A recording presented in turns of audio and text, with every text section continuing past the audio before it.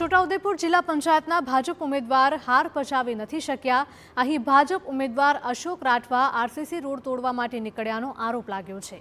તેઓ છોટાઉદેપુરના મોટી સડલી બેઠકના ઉમેદવાર હતા, જેઓ ધમોડી ગામ રસ્તો તોડવા માટે નીકળ્યા હોવાનો તેમના ઉપર આક્ષેપ લાગ્યો છે।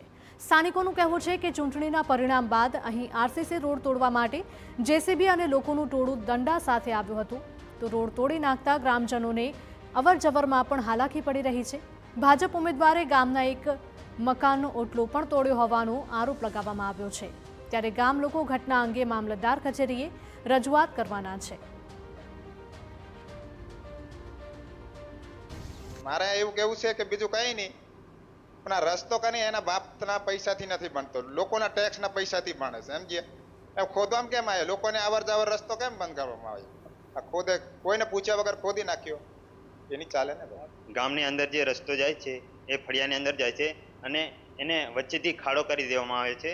જ્યારે ચૂંટણીના 2 દિવસ થયા છે ત્યારે એ ખાડો ખોદીને જે ઘરના જે દુકાન છે, દુકાને બધા લોકો બેસે કરીને બનાવેલા ઓટલાને પણ તોડી દેવામાં આવે છે। ચૂંટણી બાદ અનેક જગ્યાએથી હાર અને જીતના વિવાદ સામે આવી રહ્યા છે, ત્યારે છોટાઉદેપુરમાં ભાજપ ઉમેદવારે આરસીસી રોડ અને એક મકાનનો ઓટલો તોડી દીધા હોવાનો આરોપ લાગતા રાજકારણ ફરીવાર ગરમાયું છે। મહત્વનું છે કે છોટાઉદેપુર જિલ્લા પંચાયતમાં ટોટલ 32 બેઠકમાંથી 13 બેઠક પર આપનો વિજય થયો છે, ત્યારે હાલ મળવા બદલ ભાજપ ઉમેદવારે તોડફોડ કરી આતંક મચાવ્યો હોવાનો આરોપ લગાવ્યો છે।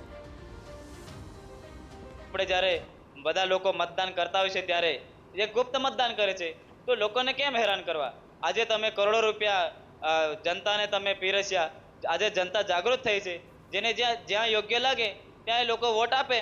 પણ આ લોકો જ્યારથી ચૂંટણીનું પરિણામ આવ્યું છે ત્યારથી દરેક ગામમાં દરેક લોકોને હેરાન કરે છે કે તમે અમને વોટ નહીં આપ્યા।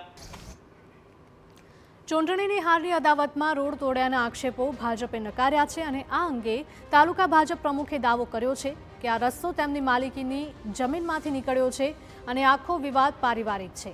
સાથે તેમણે કહ્યું કે મેં હજુ સ્થળની મુલાકાત લીધી નથી, મુલાકાત બાદ જ હું વધારે કહી શકીશ, પરંતુ આ વિવાદમાં વિશેષ કશું જ નથી, વિરોધીઓને માત્ર બહાનું મળ્યું છે। મને જાણવા મળ્યું ત્યાં સુધી એવું છે કે એમની પોતાની માલિકીની જમીનની અંદર રસ્તો નીકળેલો છે ને એ લોકોનો કંઈક પારિવારિક મામલો છે, એવું મને જાણવા મળ્યું છે અને હજી હું સ્થળ ચકાસણી કરી નથી, એટલે આનાથી વિશેષ હું કંઈ કહી ન શકું, પણ મને લાગે ત્યાં સુધી આ એક પારિવારિક મામલો હશે એવી મને ખાતરી છે। ધાક ધમકી કે એ બીજી બધી વાતો ખોટી છે।